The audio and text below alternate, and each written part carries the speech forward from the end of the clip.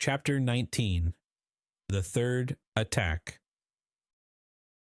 Now that this treasure, which had so long been the object of the abbé's meditations, could ensure the future happiness of him whom Feria really loved as a son, it had doubled its value in his eyes, and every day he expatiated on the amount, explaining to Dantes all the good which, with 13 or 14 millions of francs, a man could do in these days to his friends. And then Dantes's countenance became gloomy, for the oath of vengeance he had taken recurred to his memory, and he reflected how much ill, in these times, a man with 13 or 14 millions could do to his enemies.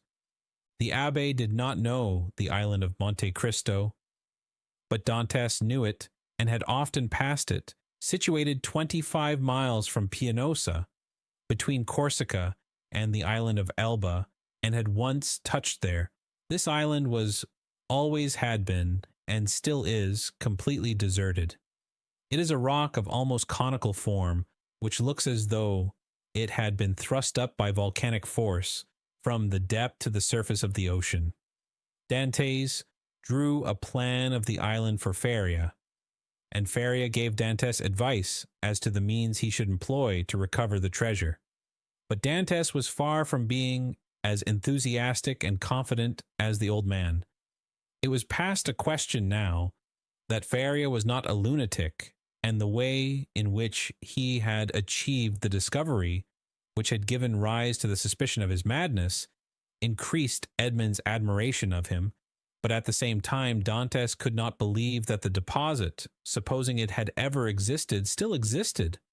And though he considered the treasure as by no means chimerical, he yet believed it was no longer there. However, as if fate resolved on depriving the prisoners of their last chance and making them understand that they were condemned to perpetual imprisonment, a new misfortune befell them. The gallery on the seaside, which had long been in ruins, was rebuilt. They had repaired it completely and stopped up with vast masses of stone the hole Dantes had partly filled in. But for this precaution, which, it will be remembered, the abbé had made to Edmund, the misfortune would have been still greater, for their attempt to escape would have been detected, and they would undoubtedly have been separated. Thus a new, a stronger, and more inexorable barrier was interposed to cut off the realization of their hopes. "You see," said the young man with an air of sorrowful resignation to Feria, "that God deems it right to take from me any claim to merit for what you call my devotion to you.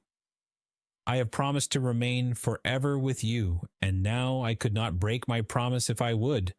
The treasure will be no more mine than yours, and neither of us will quit this prison.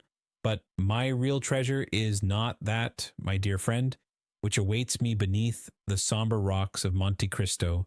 It is your presence, our living together 5 or 6 hours a day, in spite of our jailers. It is the rays of intelligence you have elicited from my brain, the languages you have implanted in my memory, and which have taken root there with all their philological ramifications. These different sciences that you have made so easy to me by the depth of the knowledge you possess of them, and the clearness of the principles to which you have reduced them. This is my treasure, my beloved friend, and with this you have made me rich and happy. Believe me, and take comfort. This is better for me than tons of gold and cases of diamonds, even were they not as problematical as the clouds we see in the morning floating over the sea, which we take for terra firma, and which evaporate and vanish as we draw near to them. To have you as long as possible near me, to hear your eloquent speech, which embellishes my mind, strengthens my soul, and makes my whole frame capable of great and terrible things. If I should ever be free, so fills my whole existence that the despair to which I was just on the point of yielding when I knew you has no longer any hold over me, and this is my fortune, not chimerical, but actual. I owe you my real good, my present happiness, and all the sovereigns of the earth, even Caesar Borgia himself, could not deprive me of this. Thus, if not actually happy, yet the days these two unfortunates passed together went quickly. Faria, who for so long a time had kept silence as to the treasure, now perpetually talked of it. As he had prophesied would be the case, he remained paralyzed in the right arm and the left leg, and had given up all hope of ever enjoying it himself. But he was continually thinking over some means of escape for his young companion, and anticipating the pleasure he would enjoy. For fear the letter might be some day lost or stolen, he compelled Dantes to learn it by heart, and Dantes knew it from the first to the last word. Then he destroyed the second portion, assured that if the first were seized, no one would be able to discover its real meaning. Whole hours sometimes passed while Faria was giving instructions to Dantes, instructions which were to serve him when he was at liberty. Then, once free from the day and hour and moment when he was so, he could have but one only thought, which was to gain Monte Cristo by some means, and remain there alone under some pretext which would arouse no suspicions, and once there, to endeavor to find the wonderful caverns and search in the appointed spot, be it remembered, being the farthest angle in the second opening. In the meanwhile, the hours passed, if not rapidly, at least tolerably. Faria, as we have said, without having recovered the use of his hand and foot, had regained all the clearness of his understanding, and had gradually, besides the moral instructions we have detailed, taught his youthful companion the patient and sublime duty of a prisoner who learns to make something from nothing. They were thus perpetually employed, Faria, that he might not see himself grow old, Dantes for fear of recalling the almost extinct past, which now only floated in his memory like a distant light wandering in the night. So life went on for them as it does for those who are not victims of misfortune, and whose activities glide along mechanically and tranquilly beneath the eye of Providence. But beneath this superficial calm there were in the heart of the young man, and perhaps in that of the old man, many repressed desires, many stifled sighs, which found vent when Faria was left alone and when Edmund returned to his cell. One night Edmund awoke suddenly, believing that he heard someone calling him. He opened his eyes upon utter darkness. His name, or rather a plaintive voice which essayed to pronounce his name, reached him. He sat up in bed, and a cold sweat broke out upon his brow.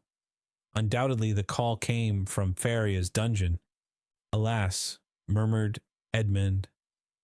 "Can it be?" He moved his bed, drew up the stone, rushed into the passage, and reached the opposite extremity. The secret entrance was open. By the light of the wretched and wavering lamp of which we have spoken, Dante saw the old man, pale but yet erect, clinging to the bedstead. His features were writhing with those horrible symptoms which he already knew, and which had so seriously alarmed him when he saw them for the first time. "Alas, my dear friend," said Faria, in a resigned tone, "you understand, do you not? And I need not attempt to explain to you." Edmund uttered a cry of agony, and, quite out of his senses, rushed towards the door, exclaiming, "Help! Help!" Faria had just sufficient strength to restrain him. "Silence," he said, "or you are lost. We must now only think of you, my dear friend, and so act as to render your captivity supportable or your flight possible. It would require years to do again what I have done here, and the results would be instantly destroyed if our jailers knew we had communicated with each other. Besides, be assured, my dear Edmund, the dungeon I am about to leave will not long remain empty. Some other unfortunate being will soon take my place, and to him you will appear like an angel of salvation. Perhaps he will be young, strong, and enduring, like yourself, and will aid you in your escape, while I have been but a hindrance. You will no longer have half a dead body tied to you as a drag to all your movements. At length, Providence has done something for you. He restores to you more than he takes away, and it was time I should die." Edmund could only clasp his hands and exclaim, "Oh, my friend, speak not thus." And then, resuming all his presence of mind, which had for a moment staggered under this blow, and his strength, which had failed at the words of the old man, he said, "Oh, I have saved you once, and I will save you a second time." And raising the foot of the bed, he drew out the phial, still a third filled with the red liquor. "See," he exclaimed, "there remains still some of the magic draught. Quick, quick! Tell me what I must do this time. Are there any fresh instructions? Speak, my friend, I listen." "There is not a hope," replied Faria, shaking his head. "But no matter. God wills it that man whom he has created, and in whose heart he has so profoundly rooted the love of life, should do all in his power to preserve that existence, which, however painful it may be, is yet always so dear." "Oh, yes, yes," exclaimed Dantes, "and I tell you that I will save you yet." "Well, then try. The cold gains upon me. I feel the blood flowing toward my brain. These horrible chills, which make my teeth chatter and seem to dislocate my bones, begin to pervade my whole frame. In 5 minutes the malady will reach its height, and in a quarter of an hour there will be nothing left of me but a corpse." "Oh," exclaimed Dantes, his heart wrung with anguish, "do as you did before, only do not wait so long. All the springs of life are now exhausted in me, and death," he continued, looking at his paralyzed arm and leg, "has but half its work to do. If, after having made me swallow 12 drops instead of 10, you see that I do not recover, then pour the rest down my throat. Now lift me on my bed, for I can no longer support myself." Edmund took the old man in his arms and laid him on the bed. "And now, my dear friend," said Faria, "sole consolation of my wretched existence, you whom heaven gave me somewhat late, but still gave me, a priceless gift, and for which I am most grateful. At the moment of separating from you forever, I wish you all the happiness and all the prosperity you so well deserve. My son, I bless thee." The young man cast himself on his knees, leaning his head against the old man's bed. "Listen now to what I say in this my dying moment. The treasure of the Spadas exists. God grants me the boon of vision unrestricted by time or space. I see it in the depths of the inner cavern. My eyes pierce the inmost recesses of the earth and are dazzled at the sight of so much riches. If you do escape, remember that the poor abbé, whom all the world called mad, was not so. Hasten to Monte Cristo, avail yourself of the fortune, for you have indeed suffered long enough." A violent convulsion attacked the old man. Dantes raised his head and saw Faria's eyes injected with blood. It seemed as if a flow of blood had ascended from the chest to the head. "Adieu, adieu," murmured the old man, clasping Edmund's hand convulsively. "Adieu." "Oh, no, no, not yet," he cried. "Do not forsake me. Oh, succor him. Help, help, help." "Hush, hush," murmured the dying man, "that they may not separate us if you save me." "You are right. Oh, yes, yes. Be assured I shall save you. Besides, although you suffer much, you do not seem to be in such agony as you were before. Do not mistake. I suffer less because there is in me less strength to endure. At your age, we have faith in life. It is the privilege of youth to believe and hope, but old men see death more clearly. Oh, 'tis here, 'tis here, 'tis over, my sight is gone, my senses fail, your hand, Dantes. Adieu, adieu." And raising himself by a final effort, in which he summoned all his faculties, he said, "Monte Cristo, forget not Monte Cristo," and he fell back on the bed. The crisis was terrible, and a rigid form with twisted limbs, swollen eyelids, and lips flecked with bloody foam lay on the bed of torture in place of the intellectual being who so lately rested there. Dantes took the lamp, placed it on a projecting stone above the bed, whence its tremulous light fell with strange and fantastic ray on the distorted countenance and motionless, stiffened body. With steady gaze he awaited confidently the moment for administering the restorative. When he believed that the right moment had arrived, he took the knife, pried open the teeth, which offered less resistance than before, counted one after the other 12 drops, and watched. The phial contained perhaps twice as much more. He waited 10 minutes, a quarter of an hour, half an hour. No change took place. Trembling, his hair erect, his brow bathed with perspiration, he counted the seconds by the beating of his heart. Then he thought it was time to make the last trial, and he put the phial to the purple lips of Feria, and without having occasion to force open his jaws, which had remained extended, he poured the whole of the liquid down his throat. The draught produced a galvanic effect. A violent trembling pervaded the old man's limbs. His eyes opened until it was fearful to gaze upon them. He heaved a sigh, which resembled a shriek, and then his convulsed body returned gradually to its former immobility, the eyes remaining open. Half an hour, an hour and a half elapsed, and during this period of anguish, Edmund leaned over his friend, his hand applied to his heart, and felt the body gradually grow cold, and the heart's pulsation become more and more deep and dull, until at length it stopped. The last movement of the heart ceased, the face became livid, the eyes remained open, but the eyeballs were glazed.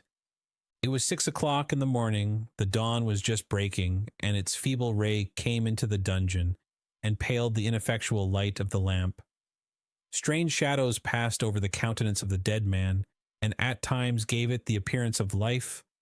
While the struggle between day and night lasted, Dante still doubted, but as soon as the daylight gained the preeminence, he saw that he was alone with a corpse. Then an invincible and extreme terror seized upon him, and he dared not again press the hand that hung out of bed. He dared no longer to gaze on those fixed and vacant eyes, which he tried many times to close, but in vain. They opened again as soon as shut. He extinguished the lamp, carefully concealed it, and then went away, closing as well as he could the entrance to the secret passage by the large stone as he descended. It was time, for the jailer was coming. On this occasion he began his rounds at Dante's cell, and on leaving him he went on to Feria's dungeon, taking thither breakfast and some linen. Nothing betokened that the man knew anything of what had occurred. He went on his way. Dantes was then seized with an indescribable desire to know what was going on in the dungeon of his unfortunate friend. He therefore returned by the subterraneous gallery, and arrived in time to hear the exclamations of the turnkey, who called out for help.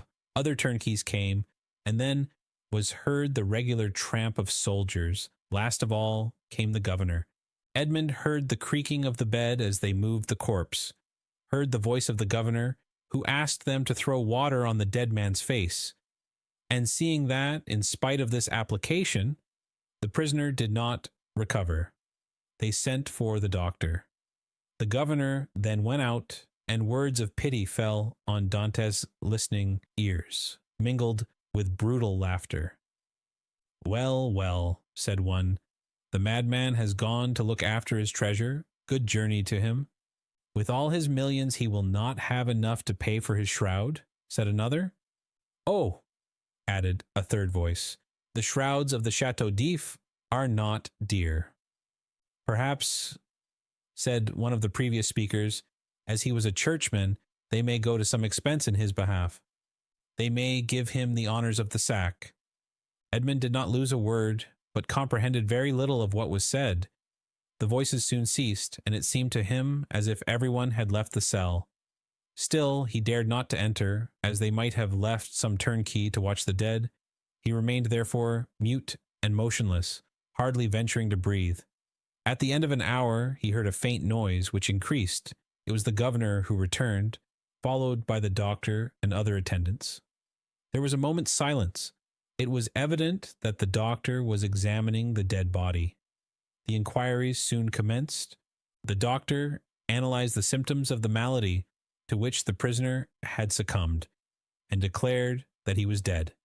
Questions and answers followed in a nonchalant manner that made Dantes indignant, for he felt that all the world should have for the poor abbé a love and respect equal to his own. "I am very sorry for what you tell me," said the governor, replying to the assurance of the doctor that the old man is really dead, for he was a quiet, inoffensive prisoner, happy in his folly, and required no watching. "Ah," added the turnkey, "there was no occasion for watching him. He would have stayed here 50 years, I'll answer for it, without any attempt to escape." "Still," said the governor, "I believe it will be requisite, notwithstanding your certainty, and not that I doubt your science, but in discharge of my official duty, that we should be perfectly assured that the prisoner is dead." There was a moment of complete silence, during which Dantes, still listening, knew that the doctor was examining the corpse a second time. "You may make your mind easy," said the doctor. "He is dead. I will answer for that." "You know, sir," said the governor, persisting, "that we are not content in such cases as this with such a simple examination. In spite of all appearances, be so kind, therefore, as to finish your duty by fulfilling the formalities described by law." "Let the irons be heated," said the doctor, "but really it is a useless precaution." This order to heat the irons made Dantes shudder. He heard hasty steps, the creaking of a door, people going and coming, and some minutes afterwards a turnkey entered, saying, "Here's the brazier lighted." There was a moment's silence, and then was heard the crackling of burning flesh, of which the peculiar and nauseous smell penetrated even behind the wall where Dantes was listening in horror. The perspiration poured forth upon the young man's brow, and he felt as if he should faint. "You see, sir, he is really dead," said the doctor. "This burn in the heel is decisive. The poor fool is cured of his folly and delivered from his captivity." "Wasn't his name Faria?" inquired one of the officers who accompanied the governor. "Yes, sir, and, as he said, it was an ancient name. He was, too, very learned and rational enough on all points which did not relate to his treasure, but on that, indeed, he was intractable." "It is the sort of malady which we call monomania," said the doctor. "You had never anything to complain of?" said the governor to the jailer who had charge of the abbé. "Never, sir," replied the jailer, "never. On the contrary, he sometimes amused me very much by telling me stories. One day, too, when my wife was ill, he gave me a prescription which cured her." Ah, said the doctor, "I did not know that I had a rival, but I hope, governor, that you will show him all proper respect in consequence." Yes, make your mind easy.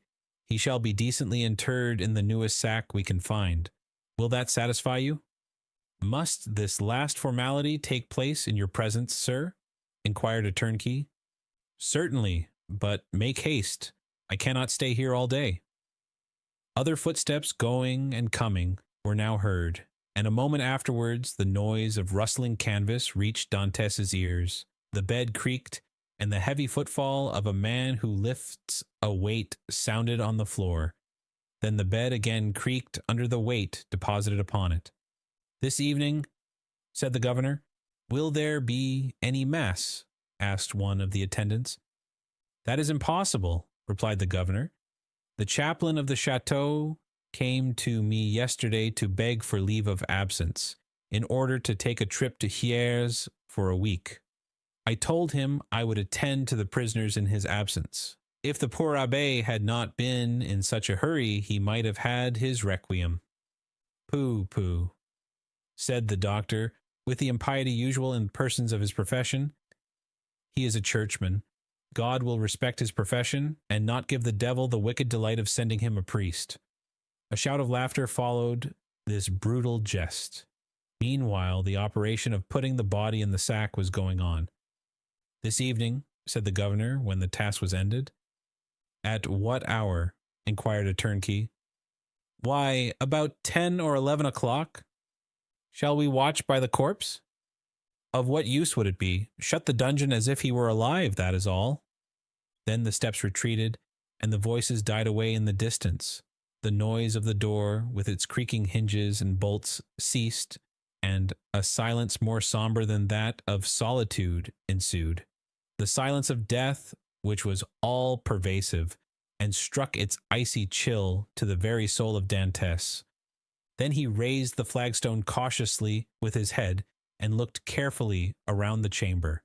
It was empty, and Dantes emerged from the tunnel. Chapter 20. The Cemetery of the Château d'If. On the bed, at full length, and faintly illuminated by the pale light that came from the window, lay a sack of canvas, and under its rude folds was stretched a long and stiffened form. It was Faria's last winding sheet. A winding sheet which, as the turnkey said, cost so little. Everything was in readiness. A barrier had been placed between Dante and his old friend.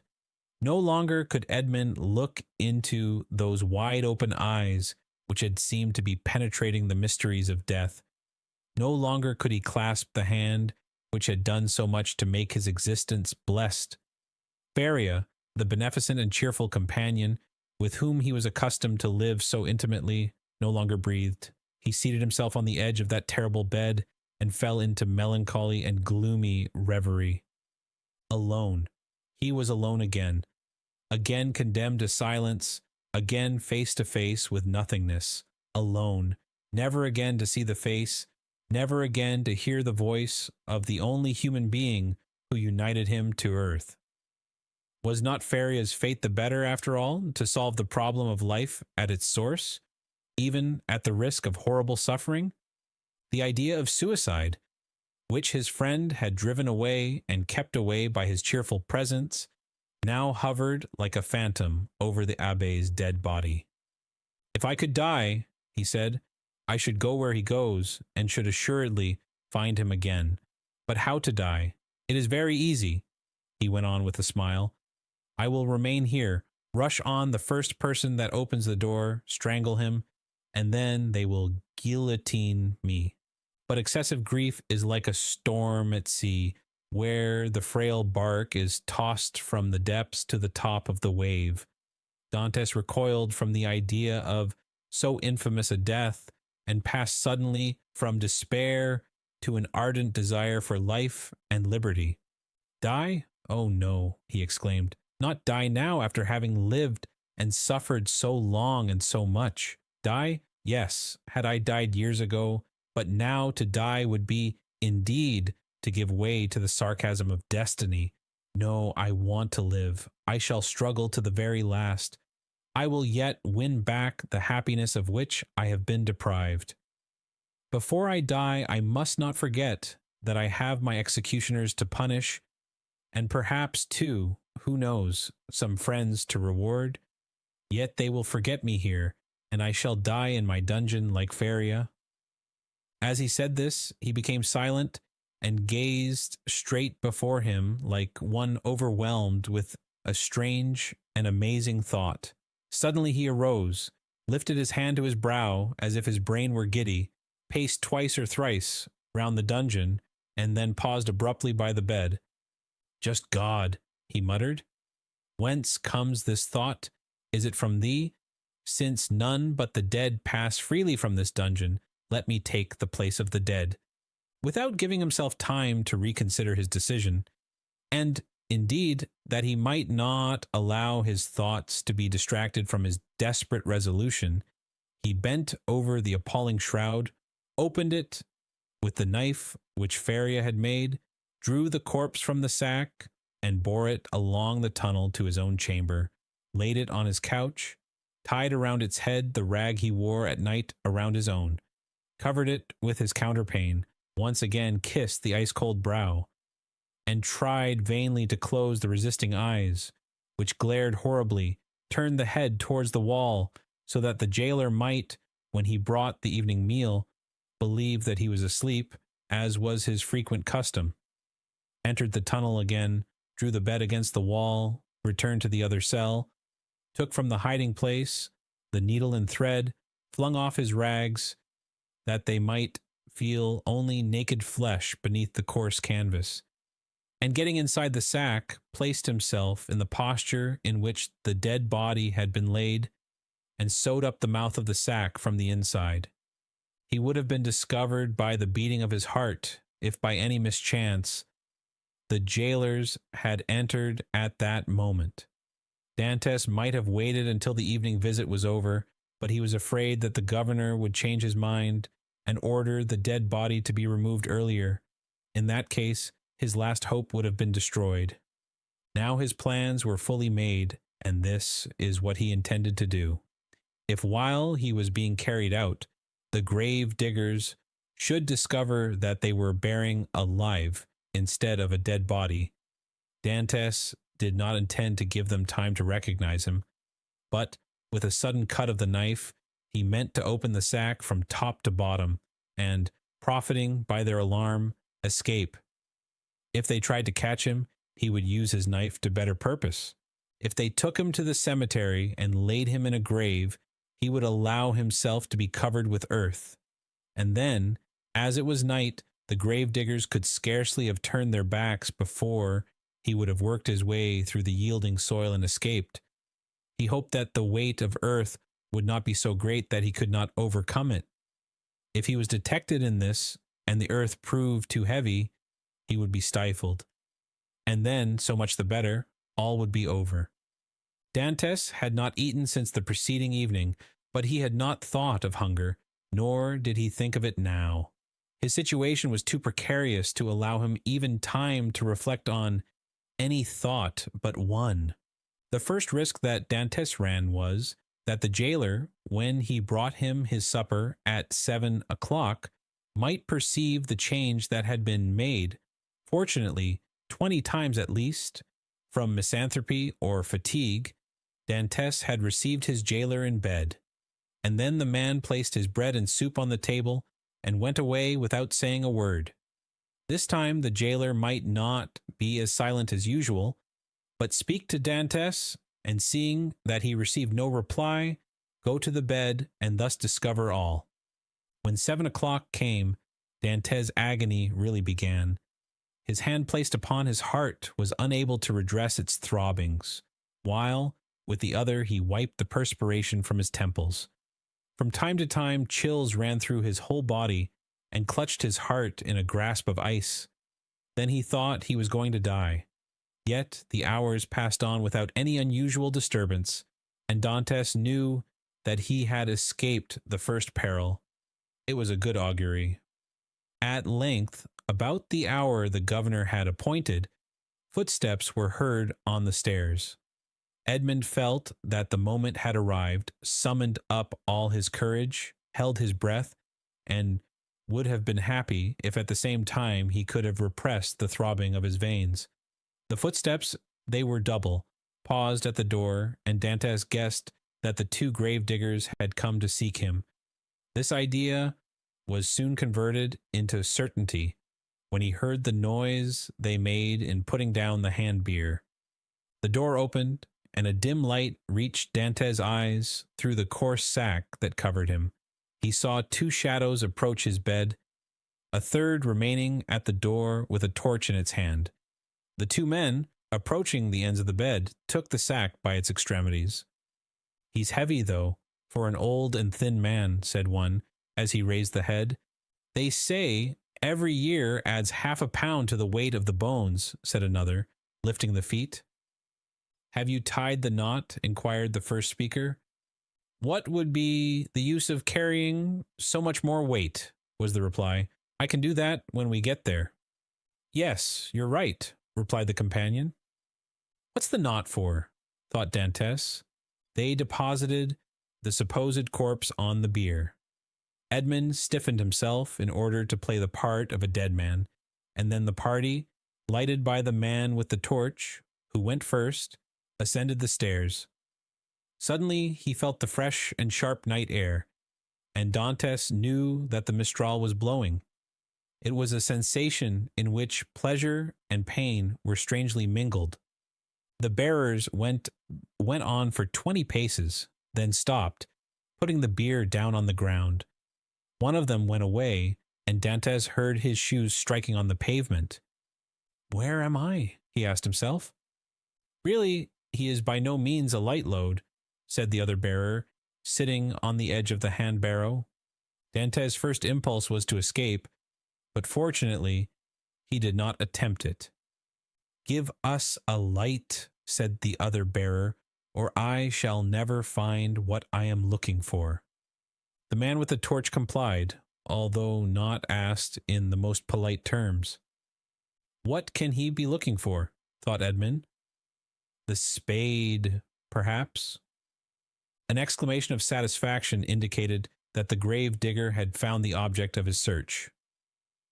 "Here it is, at last," he said. "Not without some trouble, though."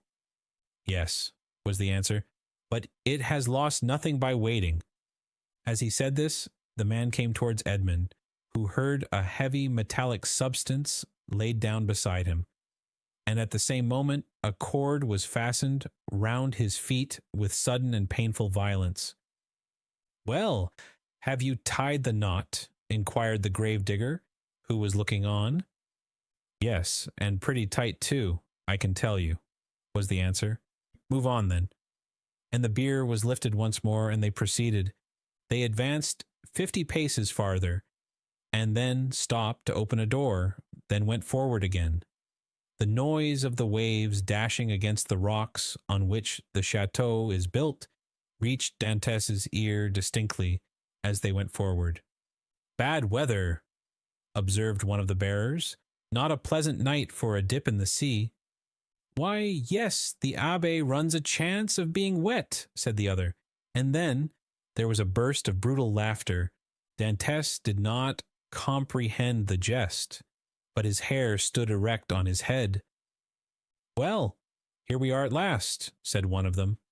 "A little farther," said the other. "You know very well that the last was stopped on his way, dashed on the rocks, and the governor told us next day that we were careless fellows." They ascended 5 or 6 more steps, and then Dantes felt that they took him, one by the head and the other by the heels, and swung him to and fro. "1," said the grave diggers, "2, 3, and at the same instant Dantes felt himself flung into the air like a wounded bird, falling, with a rapidity that made his blood curdle.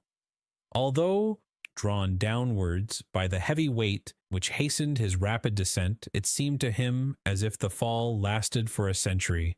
At last, with a horrible splash, he darted like an arrow into the ice-cold water, and as he did so, he uttered a shrill cry, stifled in a moment by his immersion beneath the waves. Dantes had been flung into the sea, and was dragged into its depths by a 36-pound shot tied to his feet. The sea is the cemetery of the Chateau d'If.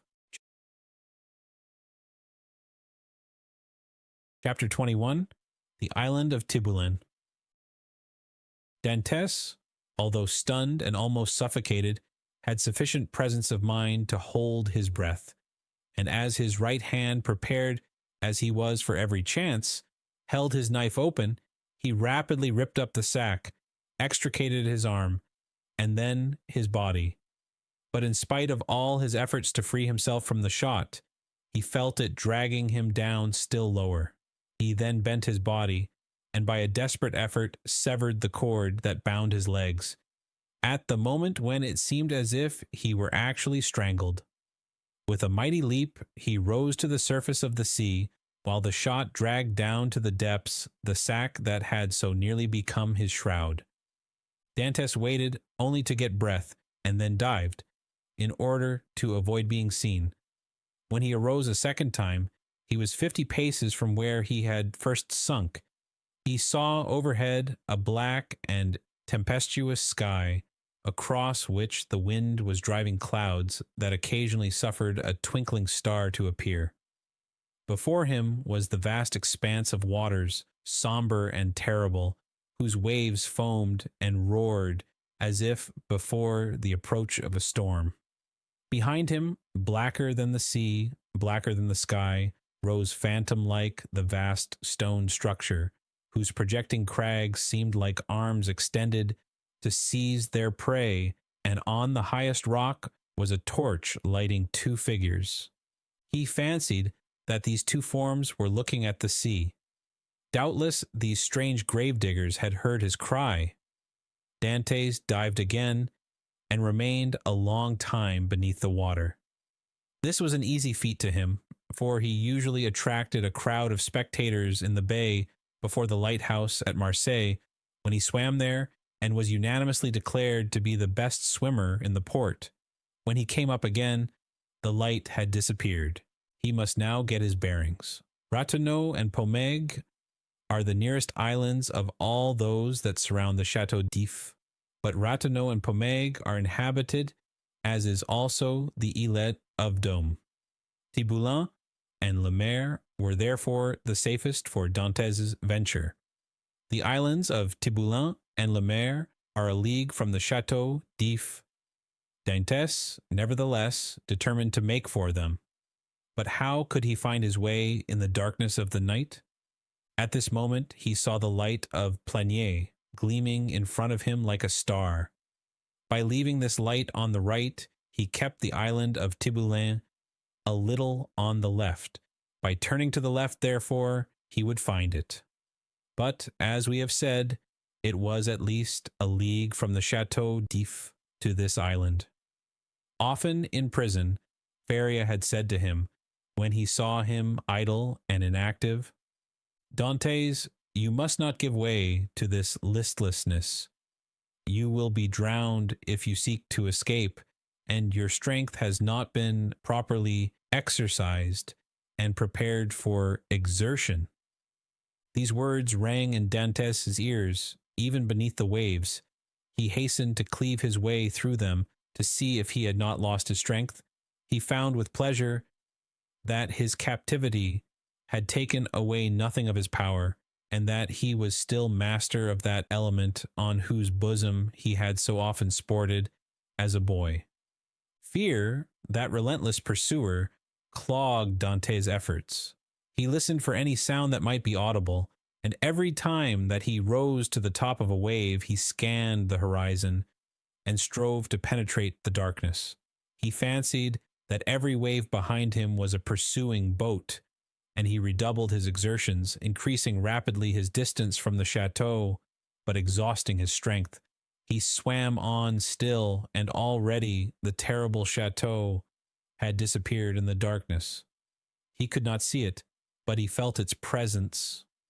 An hour passed, during which Dantès, excited by the feeling of freedom, continued to cleave the waves. "Let us see," said he. "I have swum above an hour, but as the wind is against me, that has retarded my speed. However, if I am not mistaken, I must be close to Tiboulin.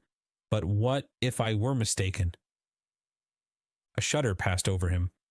He sought to tread water in order to rest himself, but the sea was too violent, and he felt that he could not make use of this means of recuperation.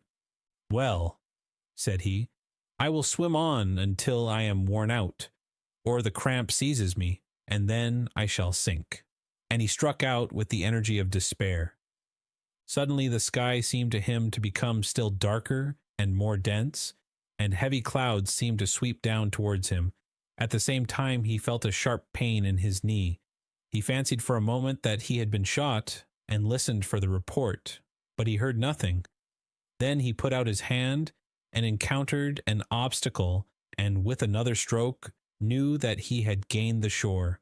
Before him rose a grotesque mass of rocks that resembled nothing so much as a vast fire petrified at the moment of its most fervent combustion.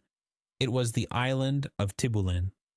Dante rose, advanced a few steps, and with a fervent prayer of gratitude, stretched himself on the granite, which seemed to him softer than down. Then, in spite of the wind and rain, he fell into the deep, sweet sleep of utter exhaustion. At the expiration of an hour, Edmund was awakened by the roar of thunder. The tempest was let loose and beating the atmosphere with its mighty wings. From time to time, a flash of lightning stretched across the heavens like a fiery serpent, lighting up the clouds that rolled on in vast, chaotic waves. Dantes had not been deceived. He had reached the first of the two islands, which was, in fact, Tiboulen. He knew that it was barren and without shelter, but when the sea became more calm, he resolved to plunge into its waves again and swim to Le Maire, equally arid, but larger and consequently better adapted for concealment. An overhanging rock offered him a temporary shelter, and scarcely had he availed himself of it when the tempest burst forth in all its fury. Edmund felt the trembling of the rock beneath which he lay. The waves, dashing themselves against it, wetted him with their spray. He was safely sheltered, and yet he felt dizzy in the midst of the warring of the elements and the dazzling brightness of the lightning. It seemed to him that the island trembled to its base, and that it would, like a vessel at anchor, break moorings and bear him off into the center of the storm. He then recollected that he had not eaten or drunk for 24 hours. He extended his hands and drank greedily of the rainwater that had lodged in a hollow of the rock. As he rose, a flash of lightning that seemed to rive the remotest heights of heaven illumined the darkness. By its light, between the island of Le Maire and Cape Croiselle, a quarter of a league distant, Dante saw a fishing boat driven rapidly like a spectre before the power of winds and waves. A second after, he saw it again, approaching with frightful rapidity. Dante cried at the top of his voice to warn them of their danger, but they saw it themselves. Another flash showed him 4 men clinging to the shattered mast and the rigging, while a 5th clung to the broken rudder. The men he beheld saw him undoubtedly, for their cries were carried to his ears by the wind. Above the splintered mast, a sail rent to tatters was waving. Suddenly, the ropes that still held it gave way, and it disappeared in the darkness of the night like a vast seabird. At the same moment, a violent crash was heard, and cries of distress. Dantes, from his rocky perch, saw the shattered vessel, and among the fragments, the floating forms of the hapless sailors. Then all was dark again. Dantes ran down the rocks at the risk of being himself dashed to pieces. He listened, he groped about, but he heard and saw nothing. The cries had ceased, and the tempest continued to rage. By degrees the wind abated, vast gray clouds rolled towards the west, and the blue firmament appeared studded with bright stars. Soon a red streak became visible in the horizon. The waves whitened. A light played over them and gilded their foaming crests with gold. It was day. Dantes stood mute and motionless before this majestic spectacle, as if he now beheld it for the first time, and indeed, since his captivity in the Chateau d'If, he had forgotten that such scenes were ever to be witnessed. He turned towards the fortress and looked at both sea and land. The gloomy building rose from the bosom of the ocean with imposing majesty and seemed to dominate the scene. It was about 5 o'clock. The sea continued to get calmer. In 2 or 3 hours, thought Dantes, the turnkey will enter my chamber, find the body of my poor friend, recognize it, seek for me in vain, and give the alarm. Then the tunnel will be discovered. The men who cast me into the sea and who must have heard the cry I uttered will be questioned. Then boats filled with armed soldiers will pursue the wretched fugitive. The cannon will warn everyone to refuse shelter to a man wandering about naked and famished. The police of Marseilles will be on the alert by land, whilst the governor pursues me by sea. I am cold, I am hungry, I have lost even the knife that saved me. Oh my God, I have suffered enough surely. Have pity on me, and do for me what I am unable to do for myself. As Dantes, his eyes turned in the direction of the Chateau d'If, uttered this prayer, he saw off the farther point of the island of Pomègue a small vessel with lateen sail skimming the sea like a gull in search of prey, and with his sailor's eye he knew it to be a Genoese tartan. She was coming out of Marseille's harbor and was standing out to sea rapidly, her sharp prow cleaving through the waves. "Oh," cried Edmund, "to think that in half an hour I could join her. Did I not fear being questioned, detected, and conveyed back to Marseille? What can I do? What story can I invent? Under pretext of trading along the coast, these men, who are in reality smugglers, will prefer selling me to doing a good action. I must wait, but I cannot. I am starving. In a few hours my strength will be utterly exhausted. Besides, perhaps I have not been missed at the fortress. I can pass as one of the sailors wrecked last night. My story will be accepted, for there is no one left to contradict me." As he spoke, Dantes looked toward the spot where the fishing vessel had been wrecked and started.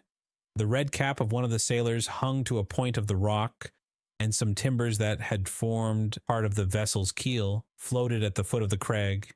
In an instant, Dantes' plan was formed. He swam to the cap, placed it on his head, seized one of the timbers, and struck out so as to cut across the course the vessel was taking. "I am saved," murmured he, and this conviction restored his strength. He soon saw that the vessel, with the wind dead ahead, was tacking between the Chateau d'If and the Tower of Planier. For an instant he feared lest, instead of keeping in shore, she should stand out to sea, but he soon saw that she would pass, like most vessels bound for Italy, between the islands of Jaros and Calaseraigne. However, the vessel and the swimmer insensibly neared one another, and in one of its tacks the tartan bore down within a quarter of a mile of him. He rose on the waves, making signs of distress, but no one on board saw him, and the vessel stood on another tack. Dantes would have shouted, but he knew that the wind would drown his voice.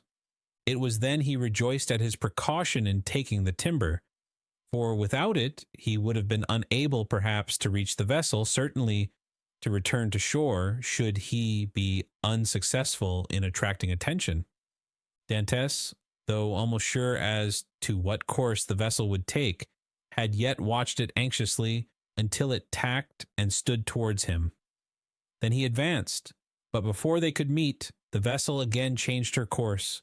By a violent effort he rose half out of the water, waving his cap and uttering a loud shout peculiar to sailors. This time he was both seen and heard, and the tartan instantly steered towards him. At the same time, he saw they were about to lower the boat.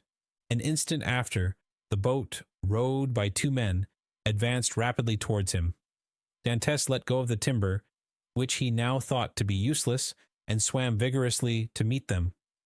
But he had reckoned too much upon his strength, and then he realized how serviceable the timber had been to him.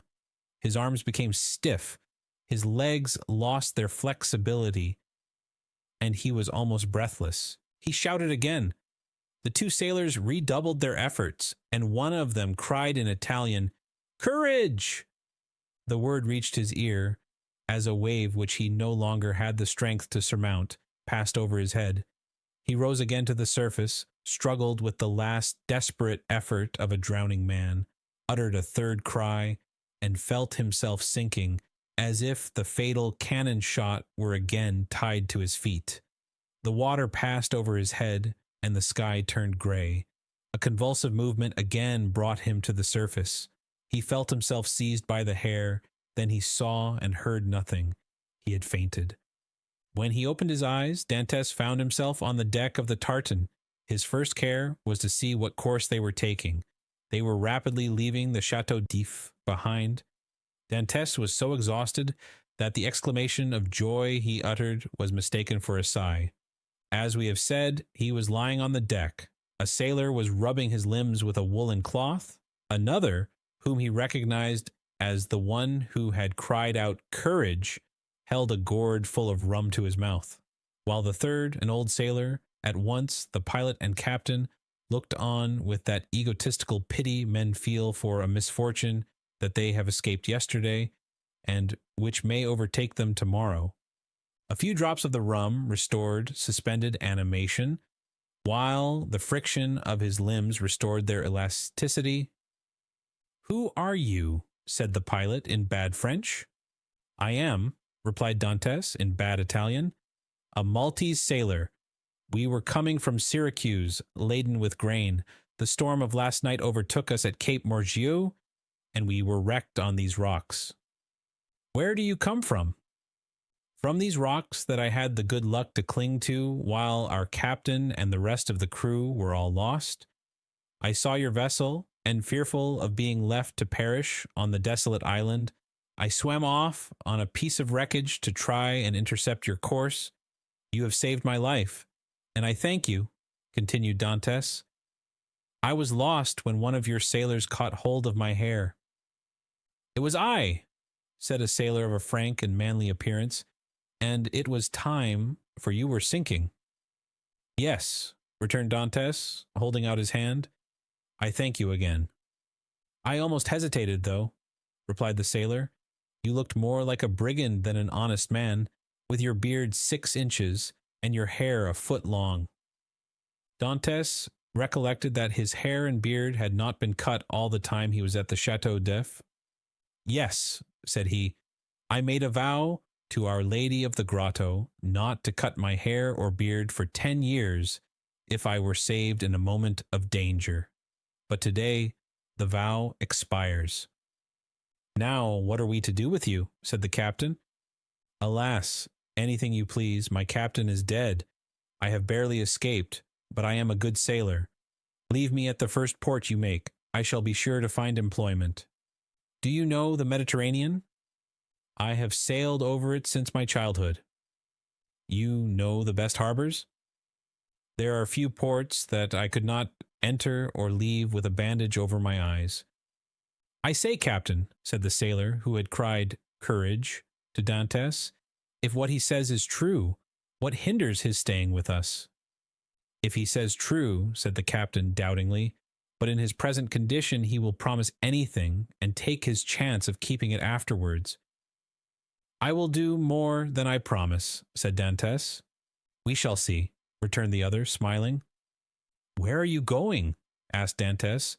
"To Leghorn." "Then why, instead of tacking so frequently, do you not sail nearer the wind?" "Because we should run straight on to the island of Ryan." "You shall pass it by 20 fathoms. Take the helm, and let us see what you know." The young man took the helm, felt to see if the vessel answered the rudder promptly, and seeing that, without being a first-rate sailor, she yet was tolerably obedient. "To the sheets," said he. The 4 seamen who composed the crew obeyed, while the pilot looked on. "Haul taut." They obeyed. Belay. This order was also executed, and the vessel passed, as Dantes had predicted, 20 fathoms to windward. "Bravo!" said the captain.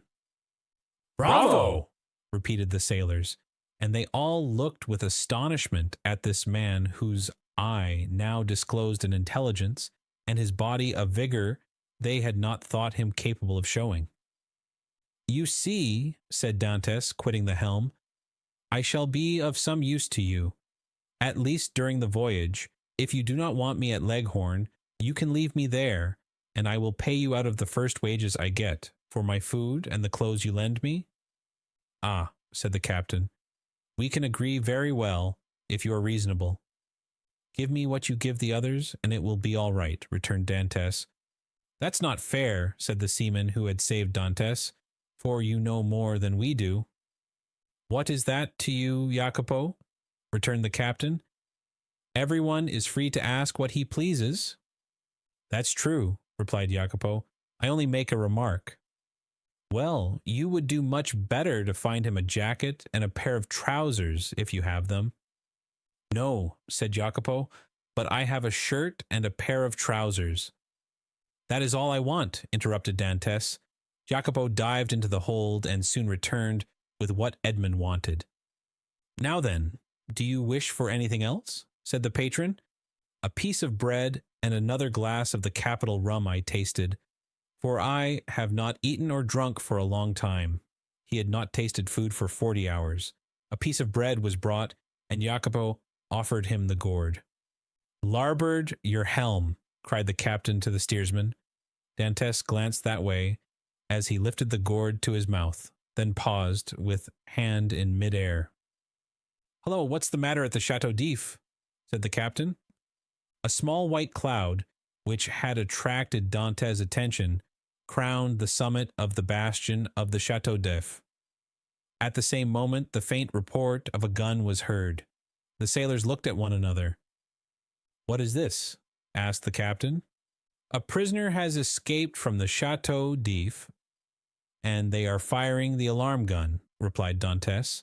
The captain glanced at him, but he had lifted the rum to his lips, and was drinking it with so much composure that suspicions, if the captain had any, died away. "Pretty strong rum," said Dantès, wiping his brow with his sleeve. "At any rate," murmured he, "if it be, so much the better, for I have made a rare acquisition."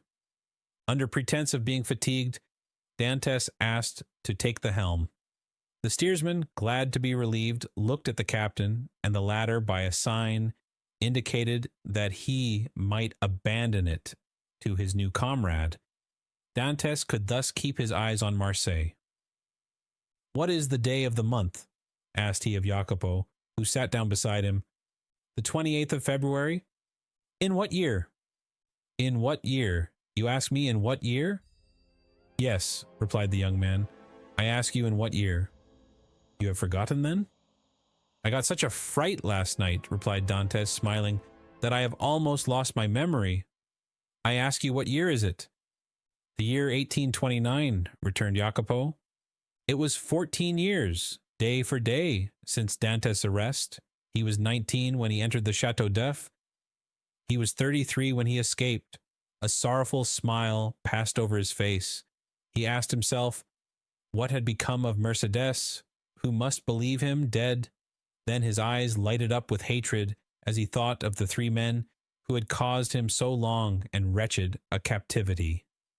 He renewed against Danglars, Fernand, and Villefort the oath of implacable vengeance he had made in his dungeon. This oath was no longer a vain menace, for the fastest sailor in the Mediterranean would have been unable to overtake the little tartan, that with every stitch of canvas set was flying before the wind to Leghorn. Chapter 22. The Smugglers. Dantès had not been a day on board before he had a very clear idea of the men with whom his lot had been cast. Without having been in the school of the Abbé Faria, the worthy master of La Jeune Amélie, the name of the Genoese tartan, knew a smattering of all the tongues spoken on the shores of that large lake called the Mediterranean, from the Arabic to the Provençal, and this, while it spared him interpreters, persons always troublesome and frequently indiscreet, gave him great facilities of communication, either with the vessels he met at sea, with the small boats sailing along the coast, or with the people without name, country, or occupation, who are always seen on the quays of seaports, and who live by hidden and mysterious means which we must suppose to be a direct gift of Providence, as they have no visible means of support. It is fair to assume that Dante was on board a smuggler. At first the captain had received Dantès on board with a certain degree of distrust. He was very well known to the customs officers of the coast, and as there was between these worthies and himself a perpetual battle of wits, he had at first thought that Dantès might be an emissary of these industrious guardians of rights and duties, who perhaps employed this ingenious means of learning some of the secrets of his trade. But the skillful manner in which Dantès had handled the lugger had entirely reassured him, and then, when he saw the light plume of smoke floating above the bastion of the Chateau d'If, and heard the distant report, he was instantly struck with the idea that he had on board his vessel one whose coming and going, like that of kings, was accompanied with salutes of artillery. This made him less uneasy, it must be owned, than if the newcomer had proved to be a customs officer. But this supposition also disappeared like the first, when he beheld the perfect tranquillity of his recruit. Edmund thus had the advantage of knowing what the owner was, without the owner knowing who he was, and however the old sailor and his crew tried to pump him, they extracted nothing more from him. He gave accurate descriptions of Naples and Malta, which he knew as well as Marseille, and held stoutly to his first story. Thus the Genoese, subtle as he was duped by Edmund, in whose favor his mild demeanor, his nautical skill, and his admirable dissimulation pleaded. Moreover, it is possible that the Genoese was one of those shrewd persons who know nothing but what they should know, and believe nothing but what they should believe. In this state of mutual understanding, they reached Leghorn. Here, Edmund was to undergo another trial. He was to find out whether he could recognize himself, as he had not seen his own face for 14 years. He had preserved a tolerably good remembrance of what the youth had been, and was now to find out what the man had become. His comrades believed that his vow was fulfilled. As he had 20 times touched at Leghorn, he remembered a barber in St. Ferdinand Street. He went there to have his beard and hair cut. The barber gazed in amazement at this man with the long, thick and black hair and beard, which gave his head the appearance of one of Titian's portraits. At this period, it was not the fashion to wear so large a beard and a hair so long. Now a barber would only be surprised if a man gifted with such advantages should consent voluntarily to deprive himself of them. The Leghorn barber said nothing and went to work. When the operation was concluded, and Edmund felt that his chin was completely smooth, and his hair reduced to its usual length, he asked for a looking-glass. He was now, as we have said, 33 years of age, and his 14 years' imprisonment had produced a great transformation in his appearance. Dantès had entered the Château d'If with the round, open, smiling face of a young and happy man, with whom the early paths of life have been smooth, and who anticipates a future corresponding with his past. This was now all changed. The oval face was lengthened, his smiling mouth had assumed the firm and marked lines which betoken resolution. His eyebrows were arched beneath a brow furrowed with thought. His eyes were full of melancholy, and from their depths occasionally sparkled gloomy fires of misanthropy and hatred. His complexion, so long kept from the sun, had now that pale color which produces, when the features are encircled with black hair, the aristocratic beauty of the man of the north. The profound learning he had acquired had besides diffused over his features a refined intellectual expression, and he had also acquired, being naturally of a goodly stature, that vigor which a frame possesses, which has so long concentrated all its force within itself. To the elegance of a nervous and slight form had succeeded the solidity of a rounded and muscular figure. As to his voice, prayers, sobs, and imprecations had changed it, so that at times it was of a singularly penetrating sweetness, and at others rough and almost hoarse. Moreover, from being so long in twilight or darkness, his eyes had acquired the faculty of distinguishing objects in the night, common to the hyena and the wolf. Edmund smiled when he beheld himself. It was impossible that his best friend, if indeed he had any friend left, could recognize him. He could not recognize himself. The master of La Jeune Amélie, who was very desirous of retaining amongst his crew a man of Edmund's value, had offered to advance him funds out of his future profits, which Edmund had accepted. His next care, on leaving the barber's who had achieved his first metamorphosis, was to enter a shop and buy a complete sailor's suit, a garb, as we all know, very simple, and consisting of white trousers, a striped shirt, and a cap. It was in this costume, and bringing back to Jacopo the shirt and trousers he had lent him, that Edmund reappeared before the captain of the lugger, who had made him tell his story over and over again before he could believe him, or recognize in the neat and trim sailor the man with thick and matted beard, hair tangled with seaweed, and body soaking in sea brine, whom he had picked up naked and nearly drowned. Attracted by his prepossessing appearance, he renewed his offers of an engagement to Dantès, but Dantès, who had his own projects, would not agree for a longer time than 3 months. La jeune Amélie had a very active crew, very obedient to their captain, who lost as little time as possible.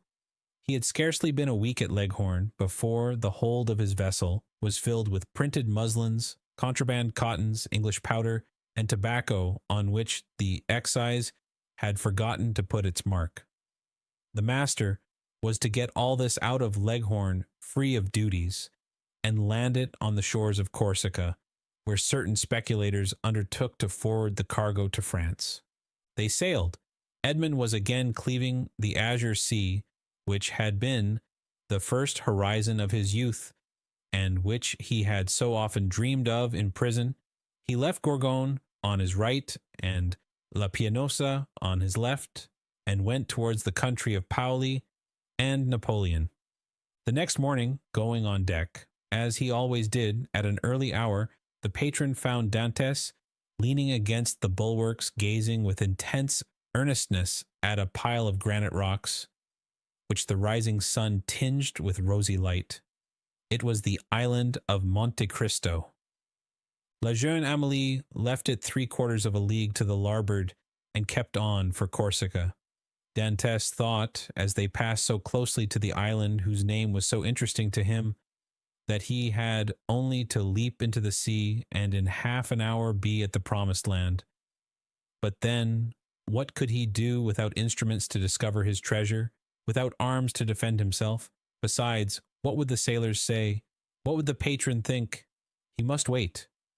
Fortunately, Dantès had learned how to wait. He had waited 14 years for his liberty, and now he was free. He could wait at least 6 months or a year for wealth. Would he not have accepted liberty without riches if it had been offered to him? Besides, were not those riches chimerical, offspring of the brain of the poor Abbé Faria? Had they not died with him? It is true, the letter of the Cardinal Spada was singularly circumstantial, and Dantès repeated it to himself from one end to the other, for he had not forgotten a word. Evening came, and Edmund saw the island tinged with the shades of twilight, and then disappear in the darkness from all eyes but his own, for he, with vision accustomed to the gloom of a prison, continued to behold it last of all, for he remained alone upon deck. The next morn broke off the coast of Aleria. All day they coasted, and in the evening saw fires lighted on land. The position of these was no doubt a signal for landing, for a ship's lantern was hung up at the mast head instead of the streamer, and they came to within a gunshot of the shore. Dantès noticed that the captain of La Jeune Amélie had, as he neared the land, mounted 2 small culverins, which, without making much noise, can throw a 4-ounce ball 1,000 paces or so. But on this occasion the precaution was superfluous, and everything proceeded with the utmost smoothness and politeness. 4 shallops came off with very little noise alongside the lugger, which no doubt in acknowledgment of the compliment lowered her own shallop into the sea, and the 5 boats worked so well that by 2 o'clock in the morning all the cargo was out of La Jeune Amélie and on terra firma. The same night Such a man of regularity was the patron of La Jeune Amélie. The profits were divided, and each man had 100 Tuscan livres, or about 80 francs. But the voyage was not ended. They turned the bowsprit towards Sardinia, where they intended to take in a cargo which was to replace what had been discharged. The second operation was as successful as the first. La Jeune Amélie was in luck. This new cargo was destined for the coast of the Duchy of Lucca, and consisted almost entirely of Havana cigars, sherry, and Malaga wines. There they had a bit of a skirmish in getting rid of the duties. The excise was, in truth, the everlasting enemy of the patron of La Jeune Amélie. A customs officer was laid low, and 2 sailors wounded. Dantès was one of the latter, a ball having touched him in the left shoulder. Dantès was almost glad of this affray, and almost pleased at being wounded, for they were rude lessons which taught him with what eye he could view danger, and with what endurance he could bear suffering. He had contemplated danger with a smile, and when wounded had exclaimed with the great philosopher, "Pain, thou art not an evil." He had, moreover, looked upon the customs officer wounded to death, and, whether from heat of blood produced by the encounter, or the chill of human sentiment, this sight had made but slight impression upon him. Dantès was on the way he desired to follow, and was moving towards the end he wished to achieve. His heart was in a fair way of petrifying in his bosom. Jacopo, seeing him fall, had believed him killed, and rushing towards him, raised him up, and then attended to him with all the kindness of a devoted comrade. This world was not then so good as Dr. Pangloss believed it, neither was it so wicked as Dantès thought it, since this man, who had nothing to expect from his comrade but the inheritance of his share of the prize money, manifested so much sorrow when he saw him fall. Fortunately, as we have said, Edmund was only wounded, and with certain herbs gathered at certain seasons and sold to the smugglers by the old Sardinian women, the wound soon closed. Edmund then resolved to try Jacopo, and offered him in return for his attention a share of his prize money, but Jacopo refused it indignantly. As a result of the sympathetic devotion which Jacopo had from the first bestowed on Edmund, the latter was moved to a certain degree of affection, but this sufficed for Jacopo, who instinctively felt that Edmund had a right to superiority of position, a superiority which Edmund had concealed from all others. And from this time, the kindness which Edmund showed him was enough for the brave seaman. Then, in the long days on board ship, when the vessel, gliding on with security over the azure sea, required no care but the hand of the helmsman, thanks to the favorable winds that swelled her sails, Edmund, with a chart in his hand, became the instructor of Jacopo, as the poor Abbé Faria had been his tutor. He pointed out to him the bearings of the coast, explained to him the variations of the compass, and taught him to read in that vast book opened over our heads, which they call heaven, and where God writes in azure with letters of diamonds. And when Jacopo inquired of him, "What is the use of teaching all these things to a poor sailor like me?"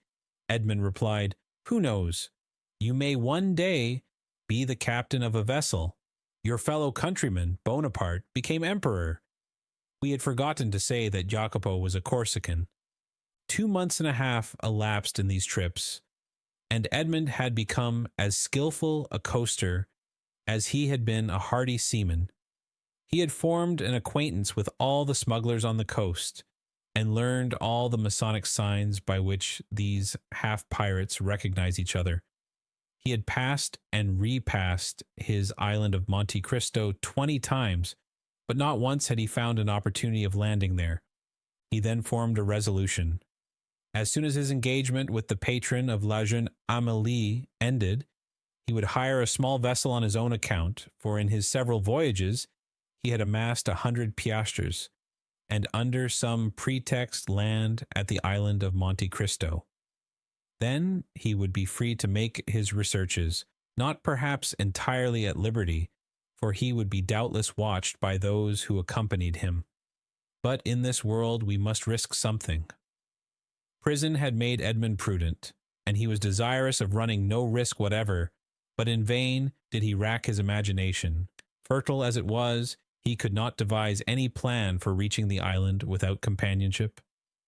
Dantès was tossed about on these doubts and wishes, when the patron, who had great confidence in him, and was very desirous of retaining him in his service, took him by the arm one evening and led him to a tavern on the Via del Oglio, where the leading smugglers of Leghorn used to congregate and discuss affairs connected with their trade.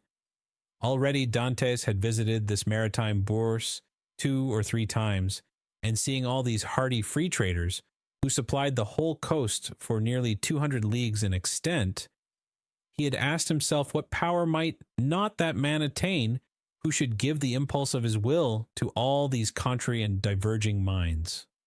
This time it was a great matter that was under discussion, connected with a vessel laden with Turkey carpets, stuffs of the Levant, and cashmeres. It was necessary to find some neutral ground on which an exchange could be made, and then to try and land these goods on the coast of France. If the venture was successful, the profit would be enormous. There would be a gain of 50 or 60 piastres each for the crew. The patron of La Jeune Amélie proposed as a place of landing the island of Monte Cristo, which being completely deserted, and having neither soldiers nor revenue officers, seemed to have been placed in the midst of the ocean since the time of the heathen Olympus by Mercury, the god of merchants and robbers, classes of mankind, which we in modern times have separated if not made distinct, but which antiquity appears to have included in the same category. At the mention of Monte Cristo, Dantès started with joy. He rose to conceal his emotion, and took a turn around the smoky tavern, where all the languages of the known world were jumbled in a lingua franca. When he again joined the 2 persons who had been discussing the matter, it had been decided that they should touch at Monte Cristo and set out on the following night. Edmund, being consulted, was of opinion that the island afforded every possible security, and that great enterprises to be well done should be done quickly. Nothing then was altered in the plan, and orders were given to get under way next night, and, wind and weather permitting, to make the neutral island by the following day. Chapter 23. The Island of Monte Cristo.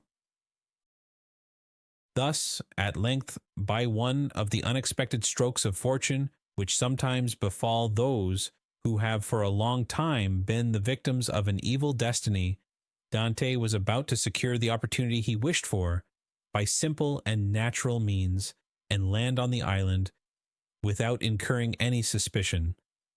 One night more, and he would be on his way. The night was one of feverish distraction, and in its progress, visions, good and evil, passed through Dantès' mind. If he closed his eyes, he saw Cardinal Spada's letter written on the wall in characters of flame. If he slept for a moment, the wildest dreams haunted his brain. He ascended into grottos paved with emeralds, with panels of rubies, and the roof glowing with diamond stalactites. Pearls fell drop by drop as subterranean waters filter in their caves. Edmund, amazed, wonder-struck, filled his pockets with the radiant gems, and then returned to daylight, when he discovered that his prizes had all changed into common pebbles. He then endeavored to re-enter the marvelous grottos, but they had suddenly receded, and now the path became a labyrinth, and then the entrance vanished, and in vain did he tax his memory for the magic and mysterious word which opened the splendid caverns of Ali Baba to the Arabian fisherman. All was useless. The treasure disappeared, and had again reverted to the genii from whom for a moment he had hoped to carry it off. The day came at length and was almost as feverish as the night had been, but it brought reason to the aid of imagination, and Dante was then enabled to arrange a plan which had hitherto been vague and unsettled in his brain. Night came, and with it the preparation for departure, and these preparations served to conceal Dante's agitation. He had by degrees assumed such authority over his companions that he was almost like a commander on board, and as his orders were always clear, distinct, and easy of execution, his comrades obeyed him with celerity and pleasure. The old patron did not interfere, for he too had recognized the superiority of Dante's over the crew and himself. He saw in the young man his natural successor, and regretted that he had not a daughter, that he might have bound Edmund to him by a more secure alliance. At 7 o'clock in the evening, all was ready, and at 10 minutes past 7 they doubled the lighthouse just as the beacon was kindled. The sea was calm, and, with a fresh breeze from the southeast, they sailed beneath a bright blue sky, in which God also lighted up in turn his beacon lights, each of which is a world. Dantes told them that all hands might turn in, and he would take the helm. When the Maltese, for so they called Dantes, had said this, it was sufficient, and all went to their bunks contentedly. This frequently happened. Dantes, cast from solitude into the world, frequently experienced an imperious desire for solitude. And what solitude is more complete or more poetical than that of a ship floating in isolation on the sea during the obscurity of the night, in the silence of immensity, and under the eye of heaven? Now this solitude was peopled with his thoughts, the night lighted up by his illusions, and the silence animated by his anticipations. When the patron awoke, the vessel was hurrying on with every sail set, and every sail full with the breeze. They were making nearly 10 knots an hour. The island of Monte Cristo loomed large in the horizon. Edmund resigned the lugger to the master's care, and went and lay down in his hammock. But, in spite of a sleepless night, he could not close his eyes for a moment. 2 hours afterwards he came on deck, as the boat was about to double the island of Elba. They were just abreast of Mariciana, and beyond the flat but verdant island of La Pianosa. The peak of Monte Cristo, reddened by the burning sun, was seen against the azure sky. Dantes ordered the helmsman to put down his helm in order to leave La Pianosa to starboard, as he knew that he should shorten his course by 2 or 3 knots. About 5 o'clock in the evening, the island was distinct, and everything on it was plainly perceptible, owing to that clearness of the atmosphere peculiar to the light which the rays of the sun cast at its setting. Edmund gazed very earnestly at the mass of rocks, which gave out all the variety of twilight colors, from the brightest pink to the deepest blue, and from time to time his cheeks flushed, his brow darkened, and a mist passed over his eyes. Never did a gamester, whose whole fortune is staked on one cast of the die, experience the anguish which Edmund felt in his paroxysms of hope. Night came, and at 10 o'clock they anchored. La jeune Amélie was first at the rendezvous. In spite of his usual command over himself, Dante could not restrain his impetuosity. He was the first to jump on shore, and had he dared, he would, like Lucius Brutus, have kissed his mother earth. It was dark, but at 11 o'clock the moon rose in the midst of the ocean, whose every wave she silvered, and then, ascending high, played in floods of pale light on the rocky hills of this second Pelion. The island was familiar to the crew of La Jeune Amélie. It was one of her regular haunts. As to Dantes, he had passed it on his voyage to and from the Levant, but never touched at it. He questioned Jacopo. "Where shall we pass the night?" he inquired. "Why, on board the tartan," replied the sailor. Should we not do better in the grottos? What grottos? Why, the grottos, caves of the island. I do not know of any grottos, replied Jacopo. The cold sweat sprang forth on Dante's brow. What, are there no grottos at Monte Cristo? He asked. None? For a moment Dantes was speechless. Then he remembered that these caves might have been filled up by some accident, or even stopped up, for the sake of greater security, by Cardinal Spada. The point was, then, to discover the hidden entrance. It was useless to search at night, and Dante, therefore, delayed all investigation until the morning. Besides, a signal made half a league out at sea, and to which La Jeune Amélie replied by a similar signal, indicated that the moment for business had come. The boat that now arrived, assured by the answering signal that all was well, soon came in sight, white and silent as a phantom, and cast anchor within a cable's length of shore. Then the landing began. Dantes reflected, as he worked, on the shout of joy, which, with a single word, he could evoke from all these men, if he gave utterance to the one unchanging thought that pervaded his heart. But far from disclosing this precious secret, he almost feared that he had already said too much, and by his restlessness and continual questions, his minute observations and evident preoccupation, aroused suspicions.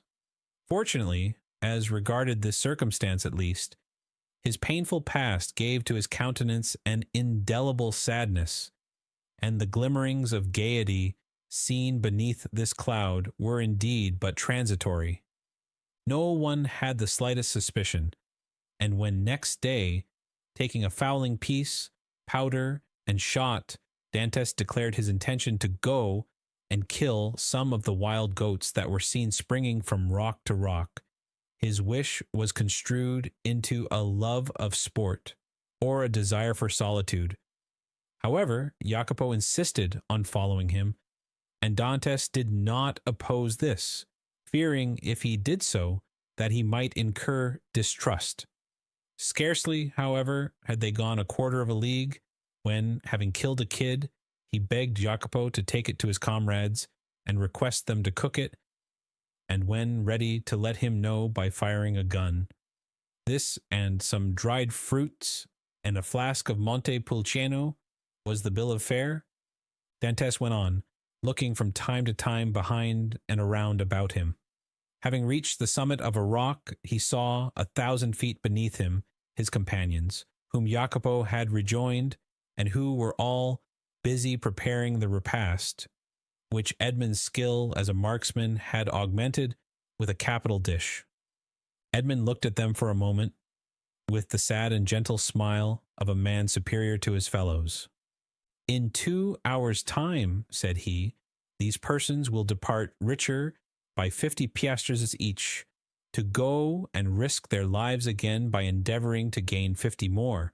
Then they will return with a fortune of 600 francs, and waste this treasure in some city with the pride of sultans and the insolence of nabobs. At this moment, hope makes me despise their riches, which seem to me contemptible. Yet perchance, tomorrow, deception will so act on me that I shall, on compulsion, consider such a contemptible possession as the utmost happiness." "Oh no," exclaimed Edmund, "that will not be. The wise, unerring Faria could not be mistaken in this one thing. Besides, it were better to die than to continue to lead this low and wretched life." Thus Dantes, who, but 3 months before, had no desire but liberty, had now not liberty enough, and panted for wealth. The cause was not in Dantes, but in Providence, who, while limiting the power of man, has filled him with boundless desires. Meanwhile, by a cleft between 2 walls of rock, following a path worn by a torrent, and which, in all human probability, human foot had never before trod, Dantes approached the spot where he supposed the grottos must have existed. Keeping along the shore, and examining the smallest object with serious attention, he thought he could trace, on certain rocks, marks made by the hand of man. Time, which encrusts all physical substances with its mossy mantle, as it invests all things of the mind with forgetfulness, seemed to have respected these signs, which apparently had been made with some degree of regularity, and probably with a definite purpose. Occasionally the marks were hidden under tufts of myrtle, which spread into large bushes laden with blossoms, or beneath parasitical lichen. So Edmund had to separate the branches or brush away the moss to know where the guide marks were. The sight of marks renewed Edmund's fondest hopes. Might it not have been the cardinal himself who had first traced them, in order that they might serve as a guide for his nephew in the event of a catastrophe, which he could not foresee would have been so complete? This solitary place was precisely suited to the requirements of a man desirous of burying treasure. Only might not these betraying marks have attracted other eyes than those for whom they were made, and had the dark and wondrous island indeed faithfully guarded its precious secret? It seemed, however, to Edmund, who was hidden from his comrades by the inequalities of the ground, that at 60 paces from the harbor the marks ceased, nor did they terminate at any grotto. A large round rock, placed solidly on its base, was the only spot to which they seemed to lead. Edmund concluded that perhaps instead of having reached the end of the route, he had only explored its beginning, and he therefore turned round and retraced his steps. Meanwhile, his comrades had prepared the repast, had got some water from a spring, spread out the fruit and bread, and cooked the kid. Just at the moment when they were taking the dainty animal from the spit, they saw Edmund springing with the boldness of a chamois from rock to rock, and they fired the signal agreed upon. The sportsman instantly changed his direction and ran quickly towards them. But even while they watched his daring progress, Edmund's foot slipped, and they saw him stagger on the edge of a rock and disappear. They all rushed towards him, for all loved Edmund in spite of his superiority, yet Jacopo reached him first. He found Edmund lying prone, bleeding, and almost senseless. He had rolled down a declivity of 12 or 15 feet. They poured a little rum down his throat, and this remedy, which had before been so beneficial to him, produced the same effect as formerly. Edmund opened his eyes, complained of great pain in his knee, a feeling of heaviness in his head, and severe pains in his loins. They wished to carry him to the shore, but when they touched him, although under Jacopo's directions, he declared, with heavy groans, that he could not bear to be moved. It may be supposed that Dantes did not now think of his dinner, but he insisted that his comrades, who had not his reasons for fasting, should have their meal. As for himself, he declared that he had only need of a little rest, and that when they returned he should be easier. The sailors did not require much urging. They were hungry, and the smell of the roasted kid was very savory, and your tars are not very ceremonious. An hour afterwards they returned. All that Edmund had been able to do was to drag himself about a dozen paces forward to lean against a moss-grown rock. But instead of growing easier, Dante's pains appeared to increase in violence. The old patron, who was obliged to sail in the morning in order to land his cargo on the frontiers of Piedmont and France, between Nice and Fréjus, urged Dantes to try and rise. Edmond made great exertions in order to comply, but at each effort he fell back, moaning and turning pale. "He has broken his ribs," said the commander in a low voice. "No matter. He is an excellent fellow, and we must not leave him. We will try and carry him on board the tartan." Dantes declared, however, that he would rather die where he was than undergo the agony which the slightest movement cost him. "Well," said the patron, "let what may happen, it shall never be said that we deserted a good comrade like you. We will not go till evening." This very much astonished the sailors, although not one opposed it, The patron was so strict that this was the first time they had ever seen him give up an enterprise, or even delay in its execution. Dantes would not allow that any such infraction of regular and proper rules should be made in his favor. No, no, he said to the patron. I was awkward, and it is just that I pay the penalty of my clumsiness. Leave me a small supply of biscuit, a gun, powder, and balls, to kill the kids or defend myself at need, and a pickaxe, that I may build a shelter if you delay in coming back for me. But you'll die of hunger, said the patron. I would rather do so, was Edmund's reply, than suffer the inexpressible agonies which the slightest movement causes me.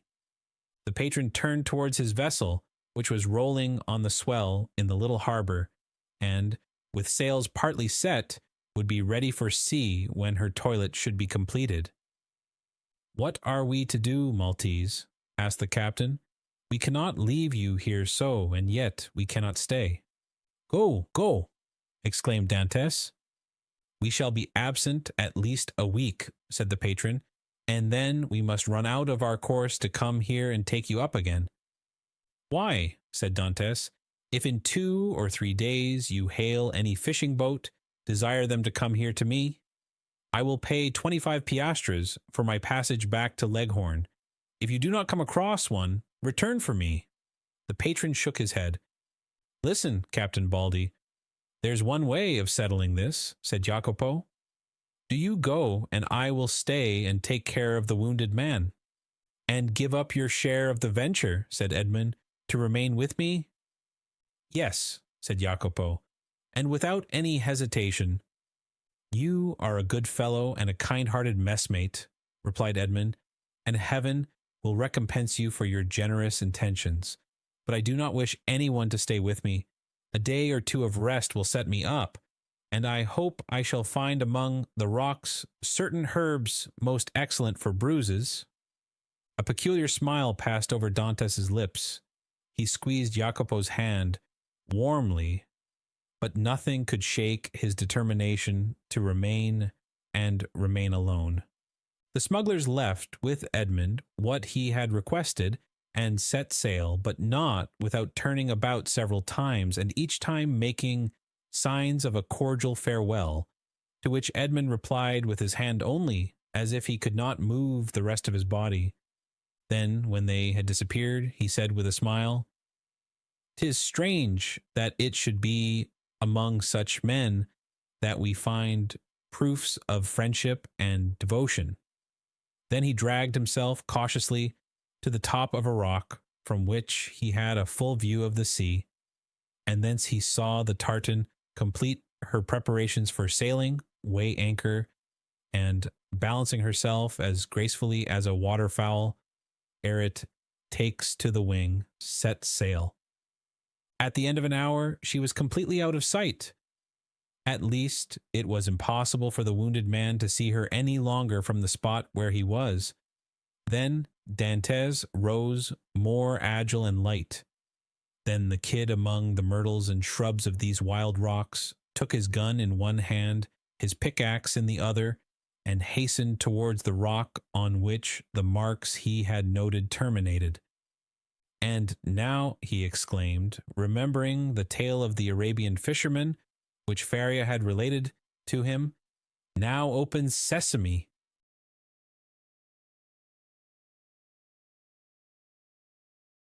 Awesome.